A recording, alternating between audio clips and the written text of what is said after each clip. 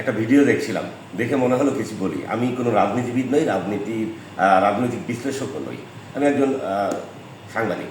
তো সেই হিসেবে বলতে পারি যে ওই ভিডিওটা যেটা দেখছিলাম তাতে বলা হচ্ছিল যে এই যে ইসলামী দলগুলো ঐক্য নেই, তারা এক এক ধরনের মতবাদ তাদের ভিতরে বিদ্যমান, যে কারণে তারা এক হতে পারছে না। তারা যদি এক হতে পারতো তাহলে এই বর্তমান রাজনৈতিক প্রেক্ষাপটে বড় একটি দলে পরিণত হতো এবং ভালো দেশ পরিচালনায় ভূমিকা রাখতে পারতো এবং আগামী নির্বাচনেও তারা ভালো ফলাফল করতে পারতো বলে তার ধারণা। কিন্তু আমার মতে ঐক্য থাকার দরকারটা কি? রাজনৈতিক দল ভিন্ন ভিন্ন থাকুক না। আপনাকে একটা এক্সাম্পল দিই।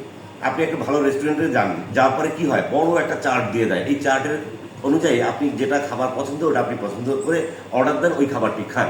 ইসলামী দলগুলো তো তাই। ইসলামী দলগুলোর মোটিভ তো একই। সবাই চায় ইসলামী আন্দোলন হোক, খেলাফত হোক এবং আল্লাহ দিন এবং রাসূল সাল্লাল্লাহু আলাইহি ওয়াসাল্লামের নির্দেশনা অনুযায়ী রাষ্ট্র পরিচালনা হোক। তাদের রাজনৈতিক মতাদর্শ ভিন্ন ভিন্ন হতে পারে, কিন্তু এক জিনিস তারা সবাই এক, সবাই চায় ইসলামী আইন অনুযায়ী দেশ চলুক।